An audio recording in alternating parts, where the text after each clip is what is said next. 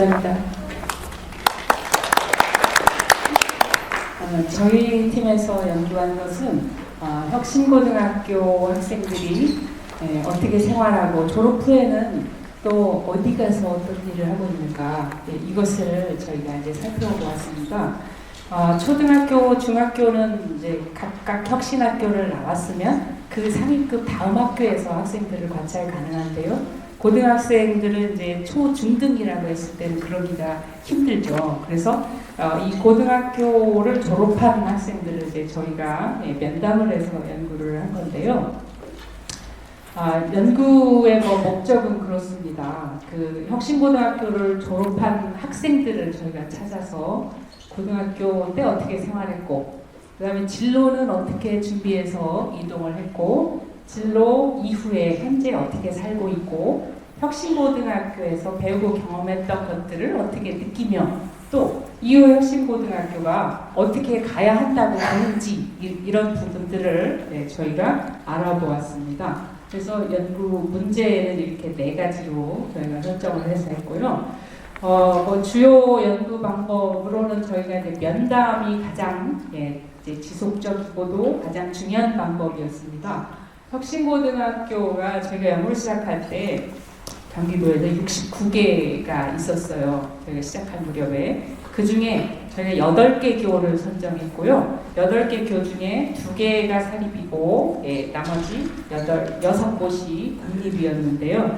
혁신고등학교 이 8개 지정 시기는 2009가 가장 빠른 곳이었고, 2010에서 2012, 13, 요 정도까지 됐습니다. 그래서 저희가 이 8개 학교에서 24명, 3명씩 선정을 했어요.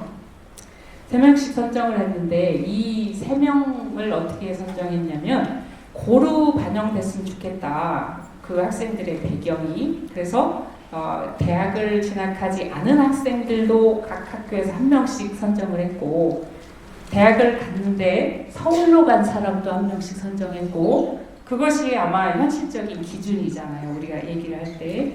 그 다음에 서울 이외 지역으로 간 학생들 1명씩, 이렇게 해서 각 학교에서 3명씩을 저희가 찾았습니다. 그리고 혁신학교에 재직하시거나 이전에 그 학교에 재직하셨던 선생님 또는 지금 현재는 교장 선생님이실 수도 있는데요. 그분들을 모셔서 저희가 그 당시 학생들이 재학할 당시 그 학교는 어떤 분위기고 어떤 맥락이었습니까를 저희가 조사를 했습니다. 그리고 그 부수적인 방법으로 학생들이 공부하는 과정에서 생산했거나 혁신학교, 해당 학교들이 보유하고 있는 자료들을 저희가 기록물을 수집을 해서 같이 보조자료로 활용을 했습니다. 연구 결과는 이제 첫 번째 연구 문제가 저희가 혁신고등학교 학생의 생활과 공부 이렇게 이제 연구 문제를 갖고 있었는데요. 혁신고등학교에서 어떻게 생활하고 공부했는가, 이거에 대해서 저희가 이제 3가지로 좀 쪼개서 알아봤어요. 혁신고등학교 선택과 학교 생활에 대한 기대는 뭐였고, 혁신고등학교에서 생활 시간과 공간은 어떠했고, 3번째 공부는 어땠는가, 이렇게 살펴보았습니다. 먼저 고등학교 선택할 때 학교 생활에 대한 또 기대는 뭔가를 보았을 때, 혁신고등학교와 일반고등학교에 들어가는 학생들의 이 학교 선택 기준이 크게 다르지 않았다고 생각이 들었어요.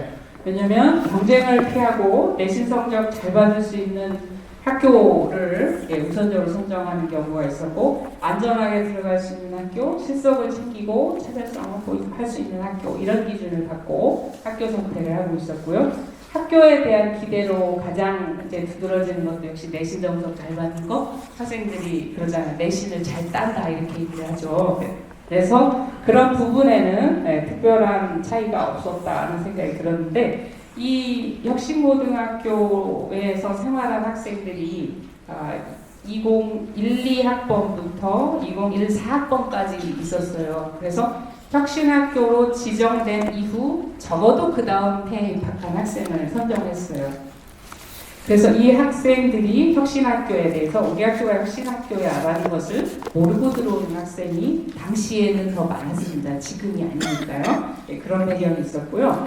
그 다음에 고등학생들은 어떻게 시간을 쓰고 공간을 활용하는가를 보았을 때 3년이라는 시간은 우리한테 주어진 거다 이렇게 계산을 하고 반복적으로 시간을 소비하는 유형이었는데 학년에 따라서 생활 양상은 조금 달랐어요. 1학년 때는 자유로웠다, 2학년 때는 조금 이제 슬슬 준비를 한다, 3학년 때는 이제 가차 없다 이런 방식으로 얘기를 했었고 고등학생들의 생활 공간은 주로 교실을 중심으로 한 학습 공간, 그 다음에 그 교실과 기타, 급식실, 도서실 이런 지원 공간, 그 다음에 학생들이 자기들의 정서적인 교감을 나누거나 개인적으로 쉬는 장소 이것도 굉장히 중요하다고 생각을 했는데요. 혁신학교로 지정되었던 저희가 8개를 봤던 이 학교들 중에는 6개, 5개 정도가 당시 신설이었어요. 그래서 학교 환경에 대해서 굉장히 만족한다 이런 반응이 많았고 그래서 그 학생들이 좋아하는 장소들이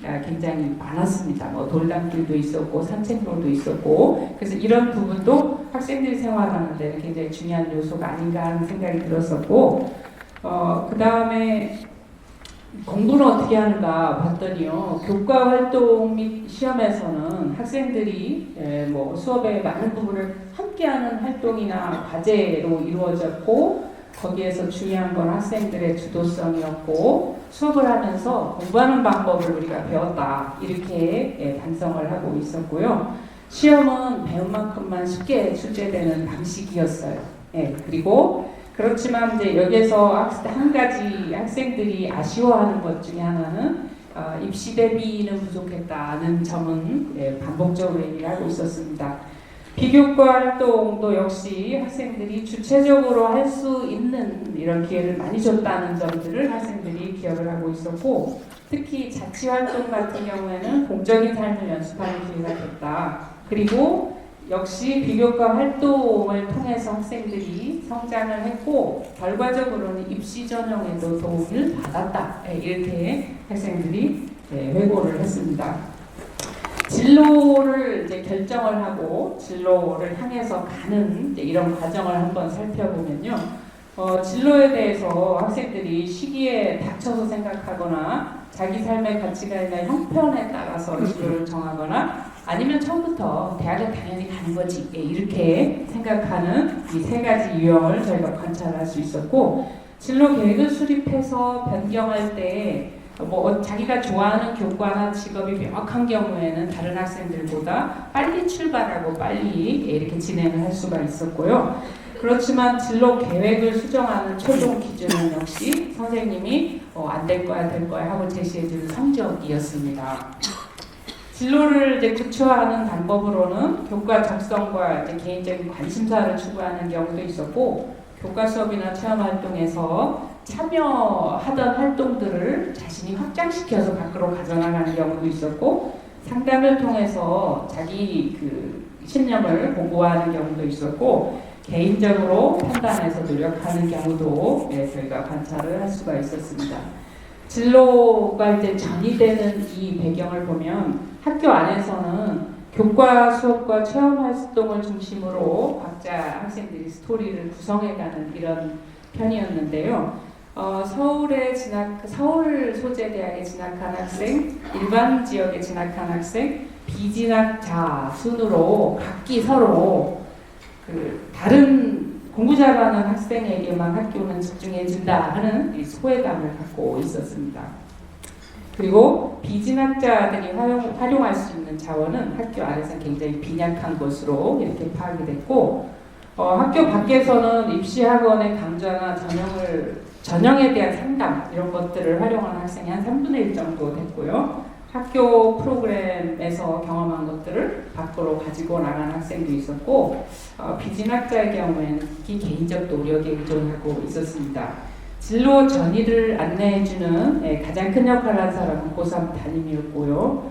그 다음에 진로 전이의 맥락을 우리가 살펴보면 혁신고등학교에서 수업과 활동이 굉장히 재밌고 결과적으로 참 인상적인데 양가성이 있었어요. 입시에서는 참 갈등이 많았어요. 재미있었지만 당장 닥친 입시에 대해서는 충분한 대비책이 못 됐다 하는 점들을 학생들이 아쉬워했고요.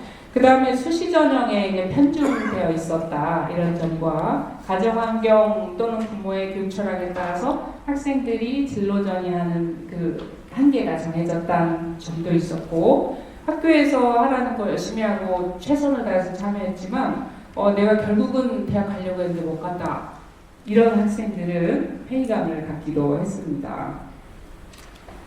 그 다음에 이제 졸업생들이 현재 그 삶을 어떻게 살고 있고 혁신고 경험을 어떻게 보고 있는지를 저희가 이제 살펴봤는데요. 현재 그 대학에 진학한 학생들은 전공별로 학업을 하고 있었고 진로도 고심하고 있었고 휴학 후에 직업을 경험한 학생도 있었습니다. 비진학자들은 직장 생활을 하는 사람도 있었고 시행착오를 겪으면서 다른 길을 어떻게 개척하지 아직도 고민하는 사람들이 있었고요. 그 다음에 혁신고등학교에서 이제 경험과 신념을 어떻게 보는가에 대해서는 대학을 갔든 가지 않았든 고등학교 경험이 참 즐겁고 행복했다는 데는 이의가 없었고 다 사람과 활동 속에서 우리는 성장했다는 점도 주요한 지적이고요. 내가 자아를 회복하고 나의 생애 터닝포인트를 좀 잡은 시기였다고 이 기술한 학생들도 있었고 무엇인가 열정적으로 했고 사는 것과 삶의 가치를 우리가 학습하는 그런 시기가 됐다는 이런 반성도 있었습니다. 혁신고등학교에서 경험한 것들은 지금 현재 학생들 또는 직장인들로 비진학자들에게 사회적인 기술로 남아있었고 대학에서 공부한 학생들은 학습 방법으로 계속 활용을 하고 있었고요. 삶의 가치를 자기가 세우거나 자신감을 가지거나 이런 방식으로 혁신고 경험이 살아있었는데 살다 보니까 혁신고에서 배우고 익혔던 것들을 다시 감정해서 이거 계속 유지해야 되냐 유지해야 하지 않냐 하는 것들을 끊임없이 재감정하고 있었어요. 예를 들면 혁신고에서 공동체적 가치와 생활이 중요하다 그랬는데 대학에 가보니까 그게 아니죠. 그럴 때는 고심하면서 이제 혁신고에서 활동 중심으로 또는 토론 중심으로 수업을 했는데 대학에 가보니까 교수님이 그 외워서 쓰는 문제에 높은 점수를 준다. 그럴 경우는 자기 이 방식을 좀 고쳐가는 학생들도 있어서 혁신고에서 학습했던 것들은 계속 재감정되고 있다. 이렇게 저희가 파악을 했습니다. 혁신고가 이제 어떤 존재 가치가 있느냐 봤을 때 학생들이 이제 또는 졸업자들이 이렇게 얘기를 했어요. 제도 및 인식의 이제 변화가 좀 필요하다. 그 다음에 혁신학교 내외 실천에 대한 점검도 필요하다. 그래야 혁신고가 지속될 수 있다. 이렇게 얘기를 했었고요.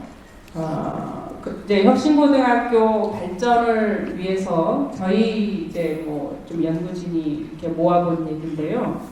뭐 중요한 것들은 이제 그런 것들일 것 같아요. 소외 학생을 위한 지원 체계가 좀 마련이 돼야 되겠다. 이 연구에서 보면 좋은 대학에 들어가는 학생 위주로 학교는 자원을 집중한다는 생각을 학생들이 갖고 있는데 학생들이 이제 학교를 다니는 기간 그것을 대략 일생에 거의 한 번 쓰는 것은 비슷한데 누구에게 집중되는 자원 배분 이런 것들에 대해서 문제의식이 있었다고 저희가 파악을 했었고요.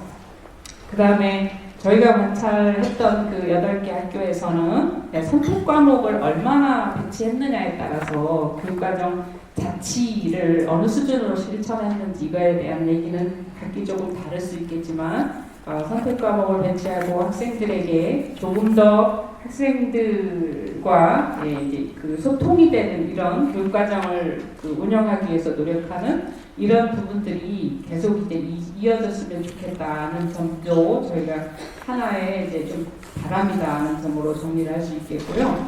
혁신고등학교를 운영했던 성과 정리, 전략적인 홍보 이런 것들도 좀 필요하고 혁신고 실천을 통해서 이제 사회를 조금 바꿀 수 있는 측면은 앞으로 고교 학점제가 이제 적용이 되도록 예정이 돼 있는데 그렇다면 교육과정 혁신에 이런 혁신고 경험들이 조금 확대돼서 고교 학점제를 주도하는 역할을 혁신고가 할 수 있지 않겠느냐 이제 이런 기대를 해보고요. 그 다음에 뭐 가장 학생들에게 중요했던 문제는 고교에서 배운 것과 대학 입시가 조금 연계되도록 하는 체계가 마련이 되어야 마음 놓고 혁신고에서 변혁을 위한 이런 활동들을 이루지 않겠느냐 하는 점이었습니다. 네, 여기까지 발표 마치겠습니다.